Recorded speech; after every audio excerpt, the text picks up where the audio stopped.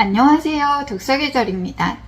지구는 지금 6차 대멸종이 진행 중이라는 얘기 들어본 구독자분들 많으시죠? 많은 과학자들이 10년에서 20년 안에 탄소 배출을 제로로 만들 방법을 찾지 못하면 기후변화로 인해 생태계가 파괴되고 많은 생물종들이 멸종이 돼서 인류는 6차 대멸종을 맞을 수 있다고 합니다. 기후위기로 인한 자연재해 발생은 어제 오늘 일이 아닌데요. 전 세계가 탄소 중립 정책을 펼치고 재생에너지 사용을 확대하고 있는 이 시점에 윤석열 정부는 반대로 원전 비중을 2030년까지 30% 이상으로 확대하겠다고 합니다.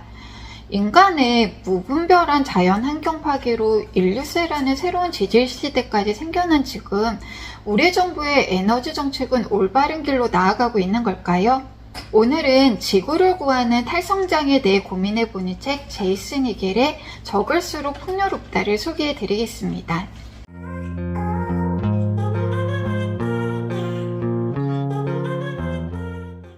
책 제목만 놓고 보면 그동안 출간된 기후위기 관련 책처럼 좀 뻔한 얘기를 할 것 같지만 이 책은 판에 박힌 이야기가 아니라 우리가 너무 자연스럽다고 느끼고 있는 자본주의 시스템에 대해서 비판하고요. 사고의 전환, 경제 체제의 전환에 대해 얘기합니다.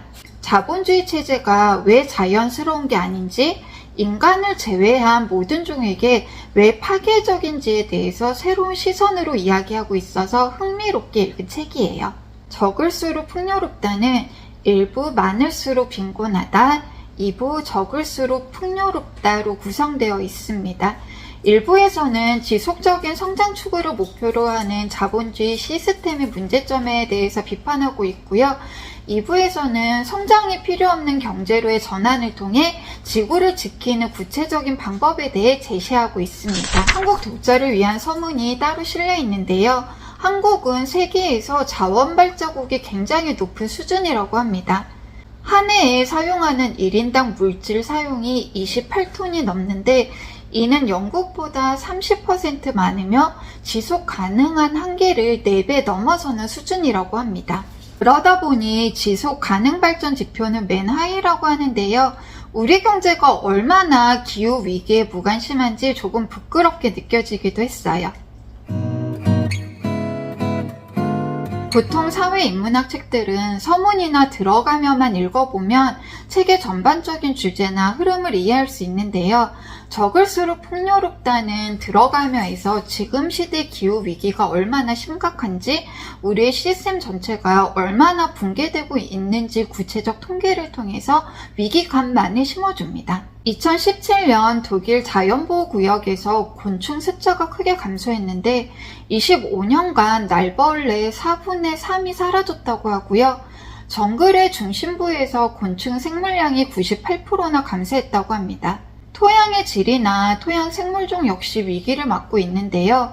지렁이 생물량이 83% 급감했고 전 세계 농지작물 수확량 5분의 1이 감소가 됐고요. 세계 어족 자원도 85% 고갈이 돼서 2048년 아시아 태평양 어업 산출량이 0이 될 수도 있다고 합니다. 우리는 지금 살아있는 비인간 존재를 체계적인 방식으로 전부 몰살시키고 있다고 하는데 이로 인해 엄청난 기후변화를 맞이하고 있습니다. 생태계가 파괴된 이 시대를 우리는 인류세라고 하는데요. 저자는 인류세가 아니라 자본세라고 불러야 된다고 합니다. 지속적인 성장 추구를 목표로 하는 자본주의가 잉여를 뽑아 축적하는 데만 집중하느라 인간을 제외한 지구의 전 생물종을 파괴했다는 거예요. 우리는 자본주의 시스템에 너무 익숙해져 있어서 자본주의가 원래부터 존재했던 것처럼 자본주의가 아닌 세상을 상상조차 하지 못하는데요. 우리가 느끼는 것처럼 자본주의는 자연스럽게 출현했을까요? 1300년에서 1500년 사이 농노와 노동자는 귀족에게 투쟁을 하고 승리해서 프로레탈리아의 황금기를 맞았는데요. 귀족들이 자신의 몫을 지키기 위해서 농민들이 너무 부해지면 안 된다. 농민의 자율성을 박탈하고 인클로저 운동을 통해 토지를 사유화합니다. 이로 인해 1500년부터 1800년까지 유럽은 제일 빈곤한 시기를 맞이하는데요. 귀족들은 탐험과 발견의 목적이 아니라 지배층의 비축적 위기에 대응하기 위해서 식민지 대륙 수탈을 시작합니다. 아메리카 대륙 식민지화 시기에 식민지 개척자들이 안데스에서 유럽으로 1억 킬로미터의 은을 빼돌렸다고 하는데요. 유럽의 산업혁명 자금으로 사용됐다고 합니다. 게다가 노예무역을 통해 엄청난 양의 노동력을 충당하죠. 유럽의 자본주의와 산업혁명은 무에서 발생된 것이 아니라 피식민자들로부터 빼앗은 토지와 노예 노동자들의 노동 때문에 가능했던 거예요. 대부분 인류 역사에서 경제는 사용 가치 원리로 구성되었는데 자본주의 시스템에서는 교환 가치로 구성되어 있습니다. 필요한 물건을 사용하기 위해서 자본을 통해 구매만 하는 것이 아니라 구매를 해서 이윤을 창출하고요. 이윤 창출을 위해서 재투자해서 이윤을 또 창출하고 또 더 크게 재투자해서 더 크게 이윤을 창출하는 과정, 자기 강화 순환이 계속 반복되는데요. 저거너트는 인도 신화에서 유래한 개념으로 멈출 수 없는 것이라는 의미를 담고 있습니다. 멈추지 않는 자본의 움직임은 성장을 위해서 무엇이든 하게 하는데 소를 키우기 위해 아마존 산림을 불태우기도 하고 무기회사는 총기 규제에 맞서기도 하고 석유회사는 기후변화 부정론에 자금을 대기도 합니다. 우리는 경제성장을 얘기할 때 GDP 개념을 기준으로 삼는데 GDP는 오로지 돈으로 환산되는 것만 적용이 되고 자연을 훼손하던 노동자를 탄압하던 나쁜 것은 반영시키지 못합니다. GDP가 성장할수록 물질 사용량은 증가하고 탄소 배출량 역시 증가하는데요. 자본주의가 생태계를 파괴하는 가장 큰 원인임을 증명합니다. 하지만 모든 인간이 동등하게 책임이 있는 건 아닌데요. 이산화탄소 배출량만으로 국가에게 책임을 전가할 수는 없다고 주장합니다. 고소득 국가가 소비하는 전체 물질 가운데 거의 절반을 남반구에 있는 빈곤 국가에서 되게 불평등하고 착취적인 구조에서 추출이 되다 보니까 탄소 배출량이 남반구가 높아지게 되고요. 기후위기의 피해 또한 남반구가 고스란히 입게 됩니다. 저자는 이를 대기절도행위, 대기식민지화라고 표현하는데요. 기후변화는 결국 가난한 사람들에게 가하는 부도덕한 공격일 수 있습니다. 기후변화를 막기 위해서 하석에너지가 아니라 재생에너지 사용량을 늘리자고 하는데요.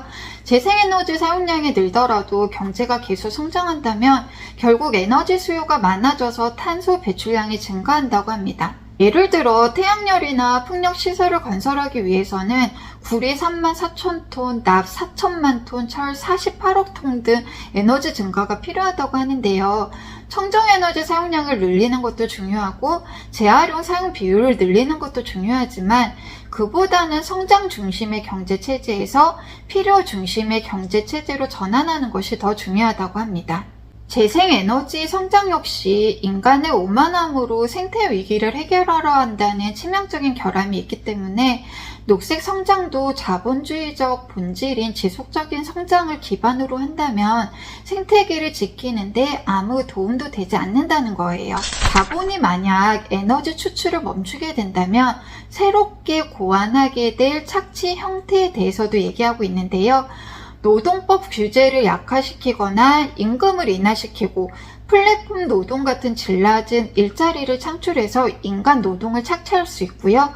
1000배 향상된 항암제나 1000배 기능이 좋아진 테이블, 1000배 좋아진 후드티 등 고비용의 새로운 판매 시장을 계속 만들어낼 수도 있고 지식이나 노래, 공간, 육아, 공기 등 공적 영역을 사적 영역으로 돌릴 수도 있을 거라고 저자는 예측합니다.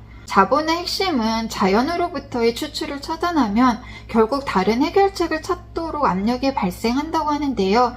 우리는 왜 자본주의가 아닌 다른 종류의 경제는 상상하지 못하는 걸까요?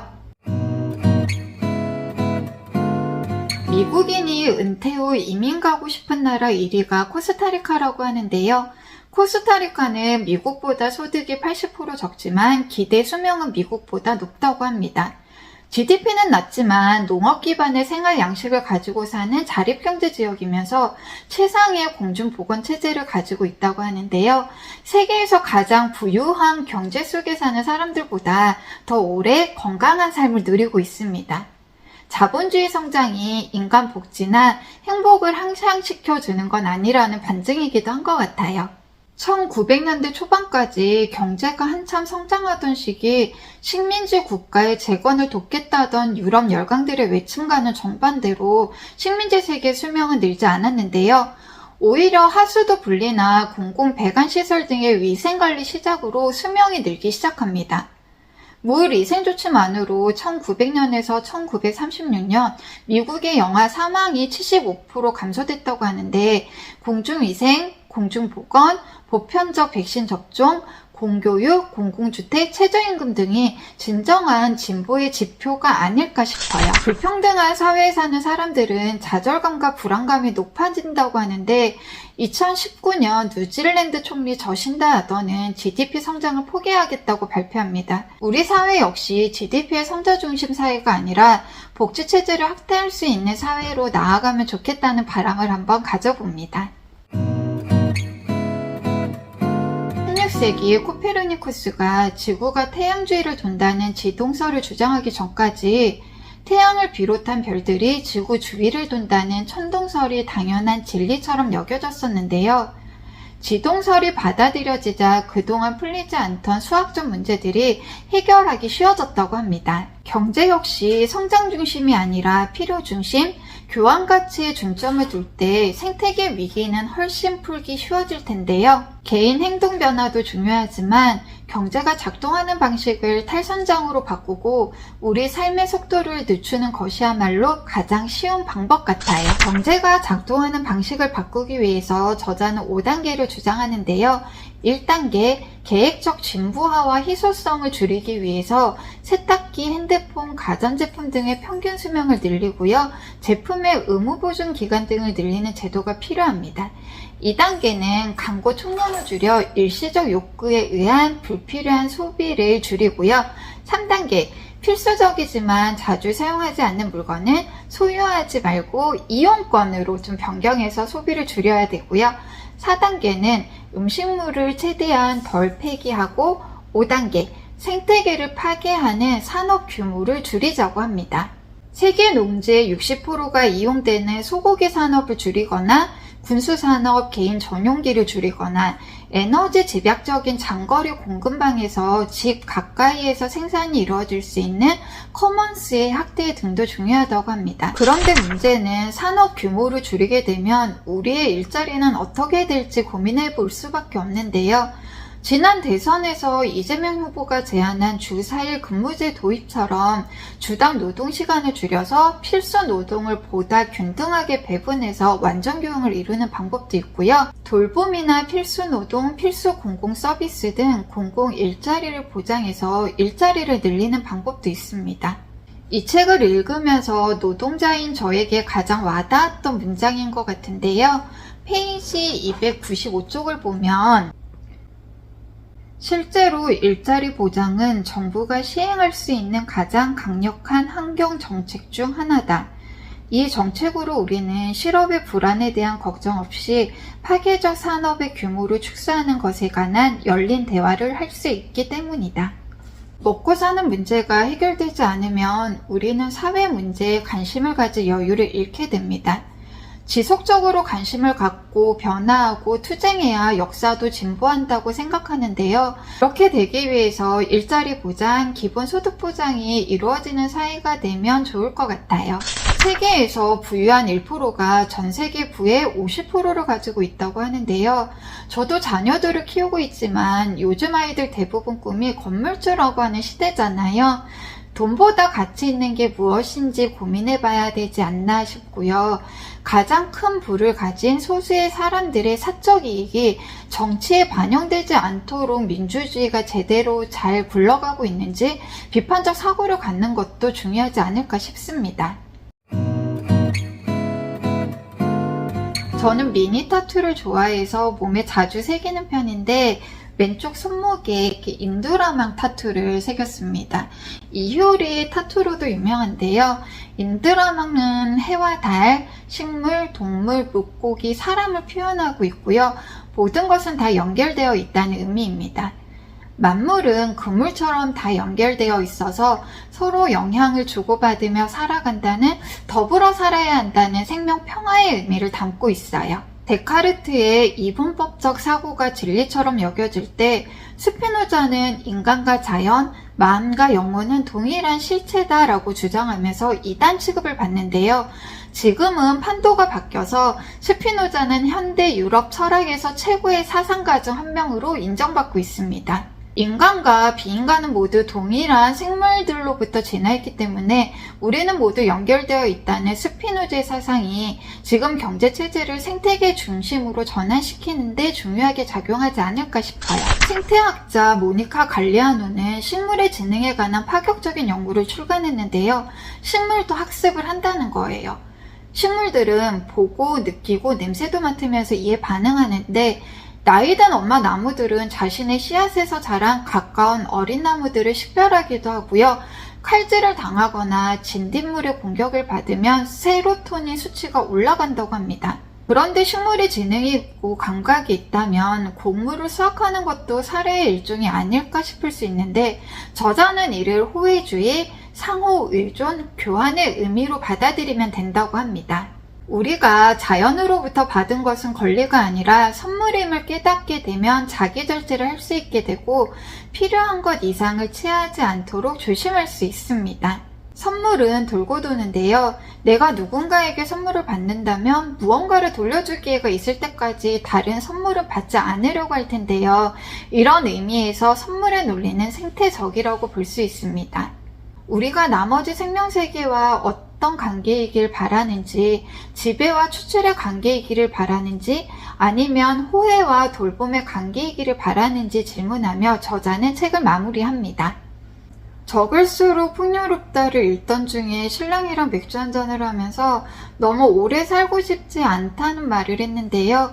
6차 대멸종이 올 수도 있다고 하는데 기후위기로 인한 재난의 상태에서 살게 될까봐 겁이 난다고 농담처럼 얘기하기도 했습니다. 하지만 절대 재난 영화에서 보게 될 장면이나 농담으로만 느껴지진 않아요. 과학은 모든 것을 해결해주지 않습니다. 자연을 주는 경고를 무시하고 지속적인 성장과 돈의 축적에만 관심을 가지게 된다면 가까운 미래에 인류는 분명 멸종될 수 있다고도 생각합니다. 적을수록 풍요롭다를 읽으면서 이 사회가 과연 자본주의 체제에서 생태학적 경제 체제로 전환할 수 있을까 하는 의문이 들었던 건 사실이에요.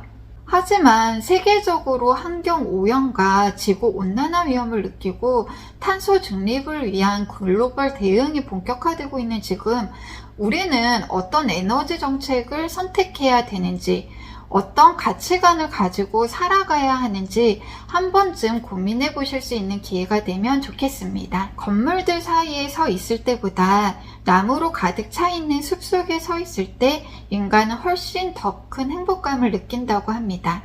구독자분들 모두 자연과 가까이에서 행복 가득 느끼는 한 주 되시길 바랄게요. 지금까지 독서 계절이었습니다. 영상 시청해 주셔서 감사합니다.